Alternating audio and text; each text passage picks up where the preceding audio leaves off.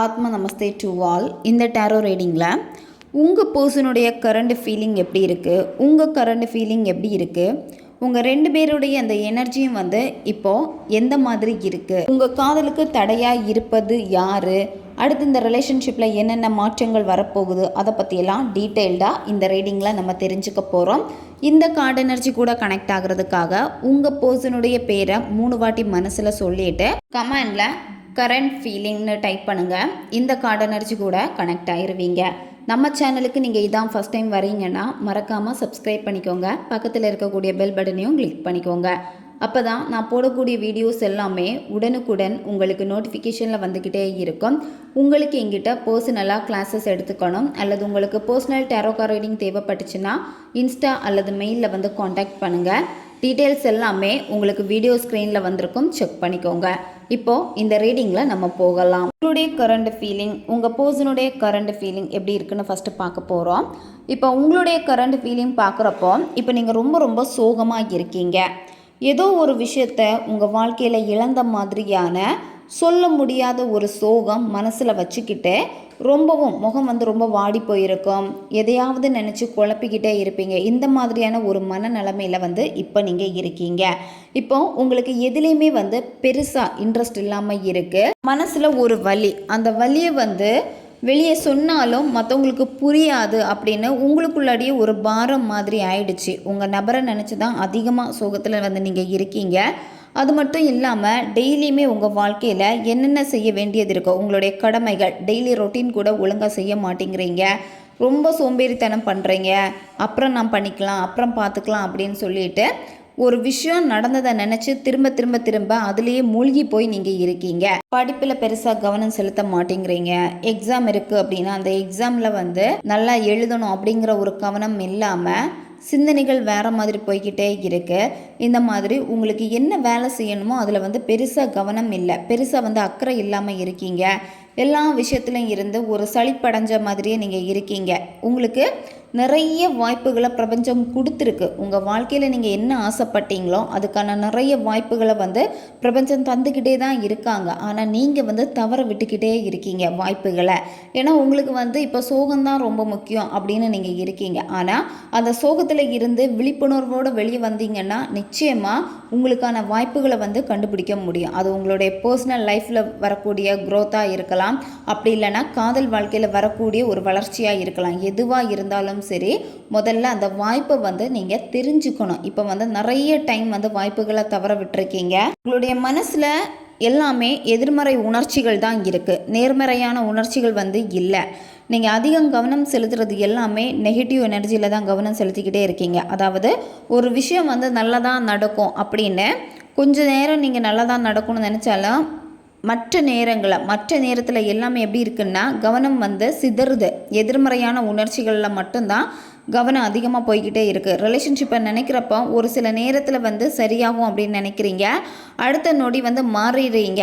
அவங்க முழுசாக என்னை விட்டுட்டு போயிடுவாங்களோ, அந்த தேர்ட் பார்ட்டி கூடயே போயிடுவாங்களோ, இல்லை அவங்க வேறு யாரையாவது விரும்பிக்கிட்டு இருக்காங்களோ, இந்த மாதிரி தேவையில்லாத சில கற்பனைகள், தேவையில்லாத இந்த மாதிரியான எதிர்மறையான உணர்ச்சிகளில் நீங்கள் இருக்கீங்க.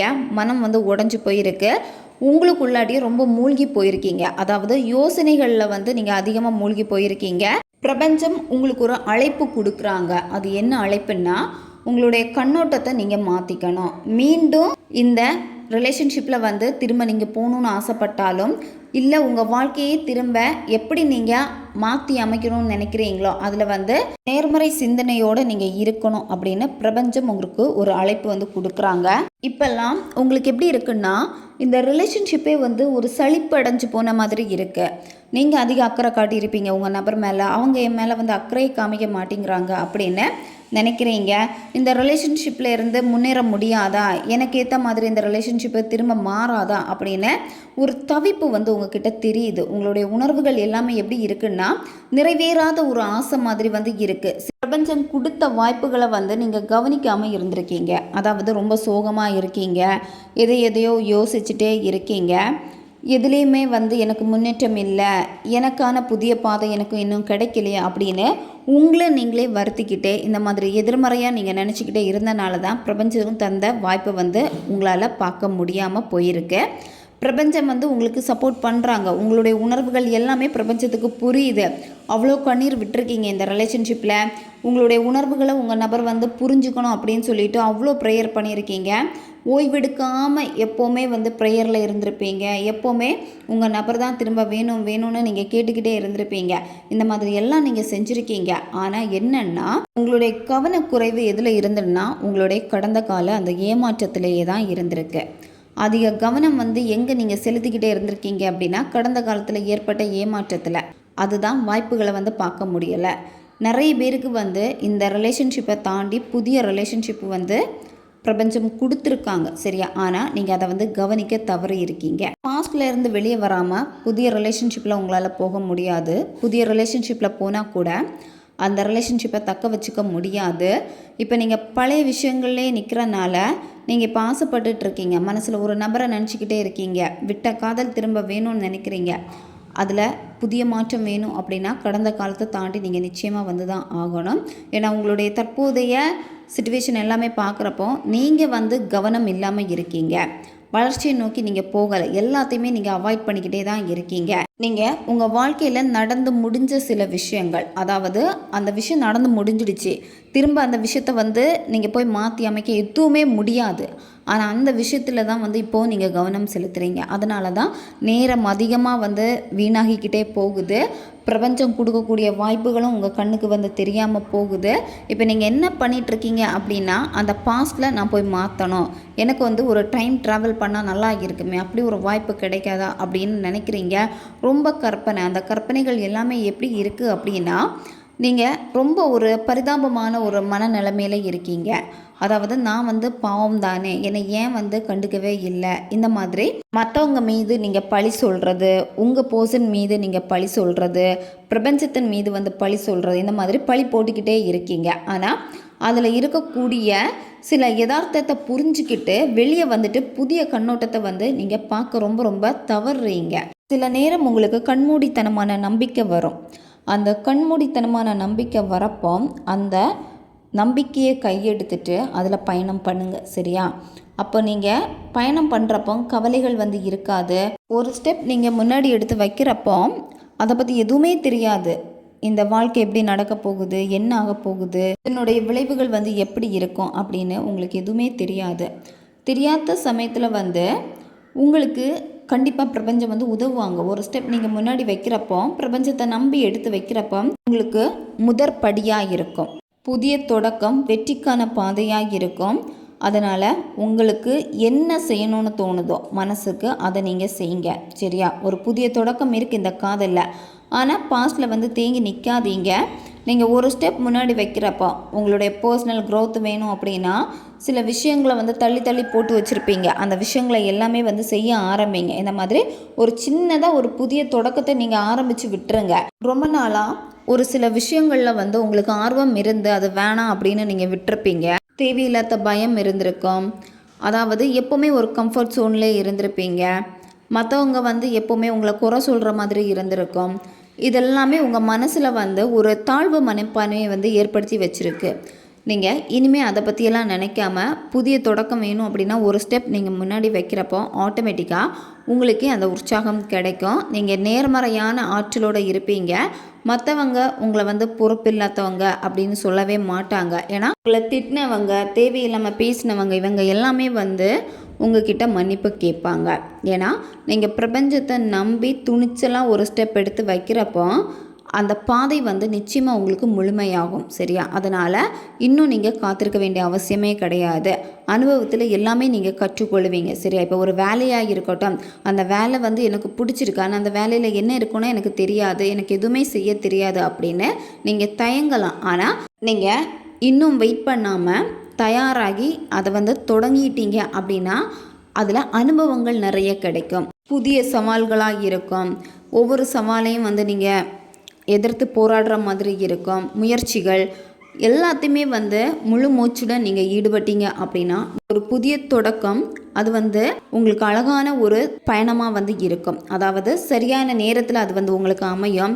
அதனால் அதிகமாக சிந்திக்கிறத நிறுத்துங்க. உங்களுடைய உள் உணர்வை வந்து நீங்கள் நம்புங்க. இப்போ உங்களுக்கு சரியான நேரம், சரியா? ஒரு புதிய ஒரு பயணத்தை தொடங்க வேண்டிய நேரம் இது தான். அதனால் ரொம்ப நாளாக தேங்கி நிற்கக்கூடிய வேணாம் அப்புறம் பார்த்துக்கலான்னு சொல்லிட்டு விட்ட வேலைகளை எல்லாமே நீங்கள் செய்ய தொடங்குங்க. எல்லாமே இதுக்கப்புறமா உங்களுக்கு சரியாக நடக்க ஆரம்பிக்கும். நீங்கள் என்ன பண்ணணுன்னா கொஞ்சம் யோசிங்க.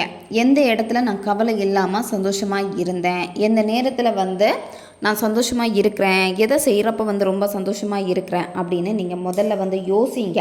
உட்காந்து நீங்கள் யோசிக்கிறப்போ அந்த இடத்துல இருந்து கண்டிப்பாக உங்களுக்கு ஒரு பாயிண்ட் கிடைக்கும். சரியா? அதுதான் உங்களை உற்சாகப்படுத்தும். நீங்கள் சின்ன யோசனை செய்கிறப்ப கூட அது நிறைய திட்டங்களை போடும். சரியா? அதுவே உங்களுக்கு வேகமாக வெற்றிக்கு வழிவகுக்கும். அதனால் நீங்கள் தேங்கி நிற்காமல் கொஞ்சம் நீங்கள் வெளியே வாங்க. வெளியே வந்துட்டு இப்போ நடக்கக்கூடிய ஒவ்வொரு நிகழ்வுகளும் எப்படி இருக்குது, உங்களுக்கு சரியானதாக நடக்குதா இல்லை மோசமாக நடக்குதா அப்படிங்கிறத பாருங்கள். அப்படி நீங்கள் பார்க்க ஆரம்பிக்கிறப்போ நீங்களே வேகமாக செயல்பட ஆரம்பிச்சிருவீங்க. ஒவ்வொரு செயல்களும் எப்படி இருக்குன்னா உங்களுடைய இலக்கை நோக்கி தான் இருக்கும். இனிமேல் உங்களுடைய ப்ராசஸ் எதுவுமே ஸ்லோ ஆகாது. ரிலேஷன்ஷிப்பாக இருக்கட்டும், உங்களுடைய பர்சனல் லைஃப்பில் இருக்கக்கூடிய க்ரோத்தாக இருக்கட்டும், எதுவுமே ஸ்லோ ஆகாது, வேகமாக வரும். அதுக்கு நீங்கள் ஒரு ஸ்டெப் முன்னாடி நீங்கள் எடுத்து வைக்கிறப்ப எல்லாமே ஒரு முன்னேற்றத்திற்கான வழியாக தான் இருக்கும். ஏன்னா நல்ல நேரம் ஸ்டார்ட் ஆகிடுச்சு, இப்போ உங்களுக்கு சரியான நேரமாக இருக்குது. இந்த வீடியோவை நீங்கள் எப்போ பார்க்குறீங்களோ அப்பத்தில் இருந்து நீங்கள் புரிஞ்சுக்கணும் உங்களுக்கு இது சரியான நேரம் தான் அப்படின்னு. அதனால் நீங்கள் பிரபஞ்சத்துக்கு மேலே நம்பிக்கையை போட்டுட்டு ஒவ்வொரு விஷயத்தையும் நீங்கள் செய்யுங்க. சரியா? உங்களுடைய வேலைகளில் மட்டும் அதிக கவனம் நீங்கள் கொடுத்தாலே போதும். அதிகமாக யோசிக்கிறத முதல்ல ஸ்டாப் பண்ணுங்கள். எல்லாத்துலேயுமே நீங்கள் என்னென்ன வேலைகள் ஒவ்வொரு நாளும் உங்களுக்கு டெய்லி ரொட்டீனில் இருக்கோ அதெல்லாம் நீங்கள் வேகமாக செஞ்சு முடிங்க. சரியா? உங்களுக்கு வேலை கொடுத்துருக்காங்க அப்படின்னா அந்த வேலையில் கவனத்தை செலுத்திட்டு எந்த டைமில் முடிச்சு கொடுக்க சொல்கிறாங்களோ அந்த டைமில் கரெக்டாக நீங்கள் முடிச்சு கொடுங்க. இந்த மாதிரி ஒவ்வொரு விஷயத்தையும் நீங்கள் கவனமாக செய்ய ஆரம்பிக்கிறப்போ என்ன ஆகும் அப்படின்னா உங்கள் வாழ்க்கை ரொம்ப ஸ்பீடாக போகிற மாதிரியே இருக்கும். அதாவது அடுத்தடுத்து போகிற மாதிரியே இருக்கும். உங்களுக்கும் அந்த ஆற்றல் கிடைக்கும். இந்த காதல் எப்படி இருக்கும்னா முதல் பார்வை, அதாவது ரொம்ப நாள் நீங்கள் மீட் பண்ணாமல் இருக்கீங்க அப்படின்னா உங்கள் நபரை திரும்ப நீங்கள் மீட் பண்ணுறப்போ நிச்சயமாக அந்த நபர் உங்கள் மேலே காதல் வலையில் விழுவாங்க. இப்போ நீங்கள் உங்களுடைய வெற்றியை சாதிக்கணும், அந்த வெற்றியை கண்டிப்பாக எடுத்தே ஆகணும். அந்த ஒரு கட்டத்தில் அடி எடுத்து வைக்க போகிறீங்க. அதுக்கான ஆற்றல் ஆட்டோமேட்டிக்காக உங்களுக்கு கிடைக்கும். சரியா? எல்லாமே சீக்கிரமாக செயல்படும். நீங்கள் தயாராக இருக்கணும். நீங்கள் தயாராக இல்லைன்னா இங்கே எதுவுமே நடக்காது. நீங்கள் தயாராக இருக்கிறப்போ நீங்கள் நினைக்கக்கூடிய ஒவ்வொரு காரியங்களும் வேகமாக நடக்க ஆரம்பிக்கும். அதனால் தேங்கி நிற்காதீங்க, எதுலேயுமே தேங்கி நிற்காதீங்க. இப்போ உங்கள் ரிலேஷன்ஷிப்பில் கூட ஒரு சில நேரம் நம்பிக்கை இல்லாமல் போகுது அப்படின்னா முதல்ல உங்களை நீங்கள் மாற்றிக்கோங்க. உங்கள் பர்சனுடைய கரண்ட் ஃபீலிங் எப்படி இருக்குன்னு பார்க்க போகிறோம். உங்கள் பர்சனுடைய கரண்ட் ஃபீலிங் செக் பண்ணுறப்போ உங்கள் நபருக்கு ஏதோ ஒரு ஏமாற்றம் நடந்திருக்கு. சரியா? அதனால் ரொம்ப வருத்தமாக இருக்காங்க, ரொம்ப சோகமாக இருக்காங்க. ஏன்னா அவங்களுக்கு அந்த ஏமாற்றத்தில் இருந்து வெளியே வர முடியலை. இப்போ அவங்கள நீங்கள் பார்த்தீங்கன்னா அவங்க ஹாப்பியாக இருக்கிற மாதிரி உங்களுக்கு தெரிஞ்சாலுமே ஆனால் உங்கள் நபர் ஹாப்பியாக கிடையாது. இப்போ ரொம்ப சோகமாக இருக்காங்க. அவங்க ரொம்ப மெயினாக அவங்க வாழ்க்கையில் நினச்ச ஒரு விஷயம் அவங்க கைவிட்டு போயிருக்கு. அது அவங்க வேலை செஞ்ச இடத்துல அடுத்த ஒரு பொசிஷனுக்கு போக ஆசைப்பட்டிருக்கலாம், அல்லது பணம் சார்ந்த விஷயங்களில் யாராவது கொடுக்கலான்னு சொல்லி ஏமாற்றிருக்கலாம், இவங்க கொடுத்த காசை ஏமாற்றிட்டு போயிருக்கலாம், அல்லது இவங்க வேறு யார் கூடயாவது இப்போ பேசிகிட்டு இருக்காங்க, மூன்றாம் நபர் கூட பேசிகிட்டு இருக்காங்க அப்படின்னு அந்த நபர் பேசாமல் இருக்கலாம். இந்த மாதிரி உங்கள் நபருக்கு ஒரு விஷயம் நடந்திருக்கு. அந்த விஷயம் என்ன அப்படின்னா இப்போ அவங்களுக்கு ஒரு ஏமாற்றத்தை கொடுத்துருக்கு. உங்கள் நபரால் அந்த ஏமாற்றம் இழப்பில் இருந்து வெளியே வர முடியலை. சரியா? ரொம்ப மனவேதனையாக இருக்குது. அவங்களுக்கு பிடிச்சவங்க அவங்கள விட்டுட்டு போயிருக்காங்க. ஒரு மன வருத்தத்தோடையே இருக்காங்க. அதனால தான் உங்கள் நபருக்கு இப்போ எதுலேயுமே பெருசாக கவனம் இல்லை. உங்கள் நபருக்கு ஒரு குற்ற உணர்ச்சி இருக்குது. சரியா? உங்ககிட்ட பேசுவாங்க. உங்ககிட்ட பேசுகிறப்போ அவங்களுடைய மனவேதனையை கண்டிப்பாக உங்ககிட்ட வெளிப்படுத்துவாங்க. புலம்பிக்கிட்டே இருப்பாங்க. ஒரே விஷயத்த திரும்ப பேசிக்கிட்டே இருப்பாங்க. ஏன்னா அவங்களுக்கு அது ஒரு சோகமாக இருக்குது. மனசு வலிக்கிறதுனால தான் உங்ககிட்ட அவங்களுடைய சோகத்தை சொல்லி அழுவாங்க. சோகத்தை சொல்கிறப்போ அவங்க மனசு கொஞ்சம் அமைதியாகுது, நான் கொஞ்சம் நார்மலாக இருக்கேன் அப்படின்னு சொல்லுவாங்க. அது மட்டும் இல்லாமல் இப்போது நீங்கள் நோ கான்டாக்டில் இருக்கீங்க அப்படின்னா உங்கள் நபர் அவங்க ஃப்ரெண்ட்ஸ்கிட்ட ஷேர் பண்ணுவாங்க. உங்களை பற்றியும் கண்டிப்பாக அவங்க பேசுகிறாங்க அவங்க ஃப்ரெண்ட்ஸ்கிட்ட. ஒரு குற்ற உணர்வில் இருக்கிறாங்க. உங்களுக்கு துரோகம் பண்ணிட்டோமே அந்த ஒரு குற்ற உணர்வு உங்கள் நபருக்கு வந்து இருக்குது. அது எல்லாத்தையுமே அவங்களுடைய க்ளோஸ் ஃப்ரெண்டுக்கிட்ட வந்து ஷேர் பண்ணுவாங்க. உங்கள் நபர் கண்டிப்பாக இந்த விஷயங்கள் வந்து உங்களுக்கு தெரிய வரும். உங்கள் பர்சனுடைய வாழ்க்கையில் நிறைய திட்டங்கள் வச்சுருக்காங்க. அவங்க திட்டமிட்ட மாதிரி இப்போ எதுவுமே நடக்க மாட்டேங்குது. ஏமாற்றம் தான் கொடுத்துக்கிட்டே இருக்குது. அதனால் அவங்களுடைய லைஃப் வந்து பார்க்குறப்ப ஒரு தேக்க நிலையில் தான் இருக்குது. ஏன்னா எல்லா ஸ்டெப்பும் எடுத்து எனக்கு வந்து எதுவுமே நடக்கலை, எதுவுமே வந்து மாறலை. ஒவ்வொரு வாட்டியும் நான் ரொம்ப கஷ்டப்பட்டிருக்கேன் ஒரு இடத்த அடையிறதுக்கு. ஆனால் என்னால் வந்து கடைசி வரைக்கும் போக முடியுது, ஆனால் நான் அதில் வந்து தோற்று போகிறேன் அப்படின்னு அவங்க ரொம்ப வந்து கவலைப்படுறாங்க. அது மட்டும் இல்லாமல் உங்கள் நபர் வந்து தனிமையில் இருந்து என்ன பண்ணிகிட்ருக்காங்கன்னா, அவங்களுக்கு கிடைச்ச சந்தோஷங்கள் சில விஷயங்களில் வந்து அவங்க வந்து சக்ஸஸ் பண்ணியிருக்காங்க. ஆனால் அதை விடையுமே மெயினாக சில விஷயங்கள் அவங்க வாழ்க்கையில் இருந்திருக்கும். அதை நான் கோட்டை விட்டுட்டேனே அப்படின்னு இப்போ ரொம்ப வருத்தத்தில் இருக்காங்க உங்கள் நபர். நிறைய இழப்புகளை வந்து சந்திச்சிருக்காங்க உங்கள் நபர். ஆனால் அதை வந்து ஏற்றுக்கொள்ள முடியலை. உங்கள் பர்சன்கிட்ட இருக்கக்கூடிய நல்ல விஷயங்கள் நிறைய விஷயத்தில் கூட சக்ஸஸ் பண்ணியிருக்காங்க அவங்க லைஃப்பில். ஆனால் என்னென்னா அது எதையுமே பார்க்காம விட்டு போன விஷயங்களை நினச்சிட்டு தான் உங்கள் நபர் வந்து ஒரு துக்கத்தில் வந்து இருக்காங்க. அவங்களுடைய உணர்ச்சிகள் எல்லாமே எப்படி இருக்குன்னா ஒரு மன பாரமாக வந்து இருக்குது. இப்போ அந்த மன பாரத்தை வந்து இறக்கி வைக்கணும்னு நினைக்கிறாங்க. இந்த ரிலேஷன்ஷிப்பில் வந்து ஸ்ட்ராங்காக ஒரு பெண்ணுடைய எனர்ஜி வந்து இருக்குது. சரியா? இந்த ரிலேஷன்ஷிப் பிரேக்கப் ஆகிறதுக்கு காரணம் அந்த லேடி தான். அது மட்டும் இல்லாமல் இப்போ உங்கள் நபருடைய வாழ்க்கையில் அதாவது உங்கள் பர்சன் என்னென்ன பண்ணணும் அப்படின்னு ஒவ்வொரு வாட்டியும் சொல்லி உங்கள் நபரை கட்டுப்படுத்துகிறதும் அந்த லேடி தான். உங்கள் நபர் அந்த லேடியை பார்த்து ரொம்ப ரொம்ப பயப்படுறாங்க. அவங்க மேலே நிறைய நம்பிக்கை வந்து இருக்குது.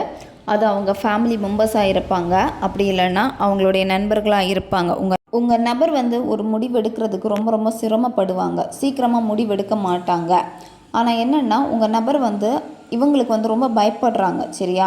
இந்த ரிலேஷன்ஷிப்பை வந்து பிரேக்கப் பண்ணிட்டு போயிருக்காங்க அப்படின்னா இந்த லேடினால தான் பிரேக்கப் பண்ணியிருக்காங்க. அவங்களுக்கு பிடிக்கலை, அதனால் இது சேராது அப்படின்னு சொல்லி உங்களை வந்து பிரேக்கப் பண்ணியிருப்பாங்க. இப்போ என்னென்னா அவங்க வாழ்க்கையில் பெரிய ஒரு அடியை வந்து சந்திச்சிருக்காங்க. சரியா? பெரிய ஒரு வலி ஏமாற்றம் நடந்திருக்கு. ரொம்ப சோகமாக இருக்காங்க. இப்போ என்ன நினைக்கிறாங்கன்னா உங்களுக்கு பண்ண துரோகத்தினால தான் எனக்கு இப்படி நடந்திருக்கு அப்படின்னு அவங்க வந்து ரொம்ப ஒரு மன உளைச்சலில் இருக்காங்க. அவங்களுடைய கரண்ட் ஃபீலிங் வந்து பார்க்குறப்பவே உங்கள் நபர் வந்து இப்போ என்னென்னா நார்மலாக கிடையாது. சரியா? ஒரு வழியில் இருக்காங்க. சில நேரம் உண்மைகளை வந்து வெளியே சொல்ல முடியாமலும் வந்து இருக்காங்க. சரியா? அறகுறையாக உங்ககிட்ட சொல்லுவாங்க, ஆனால் முழுசாக வந்து எதையுமே சொல்ல மாட்டாங்க. உங்கள் நபர் வந்து இப்போ எதுலேயுமே பெருசாக அவங்க அவசரப்படலை, பொறுமையாக தான் இருக்காங்க. ஏன்னா உங்கள் நபர் வந்து சில ஏமாற்றங்கள் அடைஞ்சாலுமே இப்போ அவங்களுக்குள்ளாடி நிறைய விஷயங்களை வந்து சுய பரிசோதனை செஞ்சுக்கிட்டே இருக்காங்க. அவங்க வந்து என்ன பண்ணலாம் அப்படின்னு ஒவ்வொரு வாட்டியும் முயற்சி பண்ணால் கூட அந்த முயற்சியில் வந்து நமக்கு சக்ஸஸ் கிடைக்குமா அப்படின்னு எல்லாமே வந்து ஆராய்ஞ்சு தான் இனிமேல் வந்து அவங்க செய்வாங்க.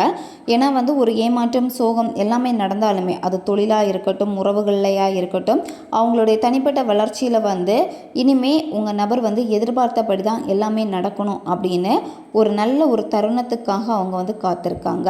அவங்களுடைய இலக்கை வந்து திரும்பவும் வந்து செட் பண்ணுவாங்க. செட் பண்ணிவிட்டு அதில் வந்து பயங்கரமான எஃபர்ட் வந்து போடுவாங்க உங்கள் பர்சன். ஏன்னா அவ்வளோ சீக்கிரமாக வந்து இவங்க தோல்விகளை வந்து ஏற்றுக்கொள்ள மாட்டாங்க. மனசு கஷ்டமாக இருக்குது அப்படின்னா சீக்கிரமாகவே அதிலிருந்து வெளியே வந்துடுவாங்க. சரியா? அதாவது உங்கள் நபருடைய கவனத்தை வந்து மாற்ற எப்போவுமே முயற்சி பண்ணிக்கிட்டே இருப்பாங்க. உங்கள் நபருக்கு சப்போர்ட்டாக இருக்கிறது வந்து பார்த்திங்கன்னா இதில் சொன்ன மாதிரி ஒரு லேடி தான் சப்போர்ட்டாக வந்து இருக்காங்க. அதனால் உங்கள் நபர் வந்து சீக்கிரமாக எல்லா விஷயத்துலையும் இருந்து வெளியே வந்துடுவாங்க. உங்கள் நபர் எந்த இடத்துல தோல்வி அடைஞ்சாங்களோ திரும்பவும் கடினமாக உழைப்பை போடுவாங்க. விடாமுயற்சியோட தொடர்ந்து செயல்படுவாங்க. அவங்க செயல்படுறப்போ எல்லாத்தையுமே வந்து சரி பண்ணிடுவாங்க. சில நேரம் உங்கள் நபர் வந்து பொறுமையோடு இருந்தாலுமே சில முயற்சிகள் வந்து பலன் அளிக்காது. சரியா? அவங்க எடுக்கக்கூடிய சில முயற்சிகள் அப்போ தான் வந்து என்னென்னா ரொம்ப விரக்தியாக இருப்பாங்க. நீங்கள் பேசுனீங்கன்னா ரொம்ப கோவமாக பேசுவாங்க, ரொம்ப திட்டுவாங்க, உங்களை வந்து ரொம்ப காயப்படுத்துகிற மாதிரியே வந்து ரொம்ப ஹர்ட் பண்ணிக்கிட்டே இருப்பாங்க. இந்த மாதிரி செய்கிறாங்க அப்படின்னா ஒரு விரக்தியில் தான் உங்கள் நபர் வந்து செய்கிறாங்க. இனிமேல் அடுத்து இந்த ரிலேஷன்ஷிப் எப்படி இருக்குன்னு பார்க்க போகிறோம். அடுத்து இந்த ரிலேஷன்ஷிப் எப்படி இருக்குன்னு பார்க்குறப்ப கண்டிப்பாக இந்த ரிலேஷன்ஷிப்பில் வந்து அவசியமான சில முடிவுகளை வந்து நீங்கள் எடுப்பீங்க. சரியா? உங்கள் நபரும் சரி நீங்களும் சரி தேவையான சில முடிவுகள் நீங்கள் எடுப்பீங்க.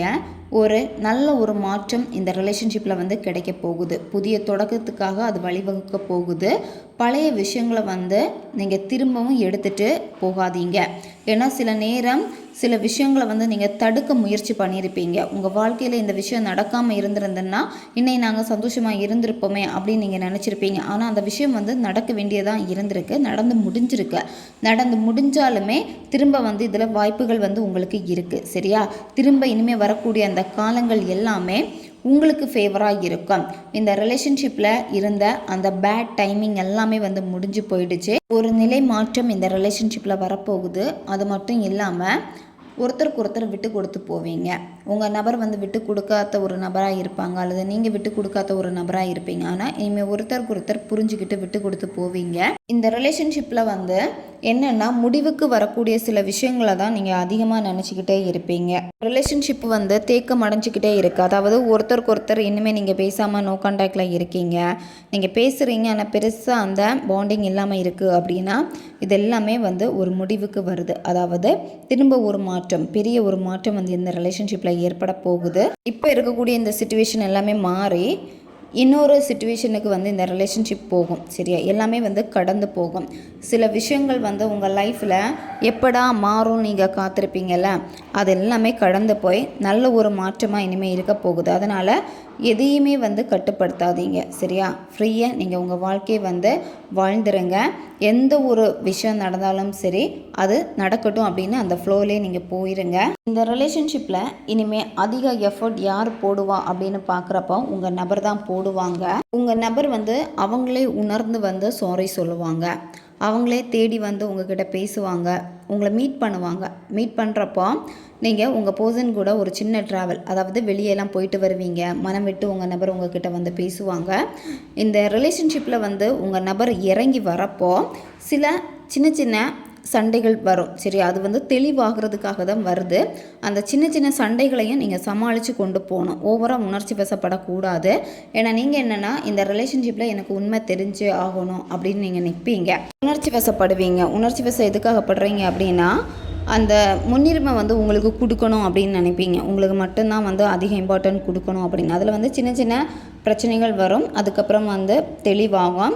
அவசரப்பட்டு சீக்கிரமாக எதுலேயுமே வந்து முடிவுகள் வந்து எடுக்க வேண்டாம். நீங்கள் இந்த ரிலேஷன்ஷிப்பில் வந்து உங்கள் நபர் தான் வந்து இறங்கி வருவாங்க. உங்கள் நபர் வந்து தெளிவாக உங்ககிட்ட வந்து வருவாங்க. ஆனால் என்னென்னா உங்கள் நபரை வந்து விடமாட்டாங்க அந்த மூன்றாம் நபர். சரியா? ஏன்னா மூன்றாம் நபர் வந்து உங்கள் நபர் வந்து ஒரு 80% உங்ககிட்ட வராங்க அப்படின்னா கொஞ்சம் அந்த தேர்ட் பார்ட்டியுடைய ஒரு இது இருக்கிறனால கொஞ்சம் அவங்கள வந்து கவனிக்க மாட்டாங்க அந்த தேர்ட் பார்ட்டியை. இருந்தாலுமே என்னென்னா தேர்ட் பார்ட்டினால் வந்து திரும்ப திரும்ப சில பிரச்சனைகள் இந்த ரிலேஷன்ஷிப்பில் வரும். சரியா? ஏன்னா திரும்ப சூழ்ச்சி பண்ணுவாங்க, ஏதாவது வந்து ஒரு வஞ்சகத்தோட இந்த ரிலேஷன்ஷிப்பை வந்து கெடுத்து விடணும் அப்படின்னு வந்து நினைப்பாங்க. ஆனால் உங்கள் நபர் உங்ககிட்ட தெளிவாக எல்லாத்தையுமே வந்து பேசுவாங்க.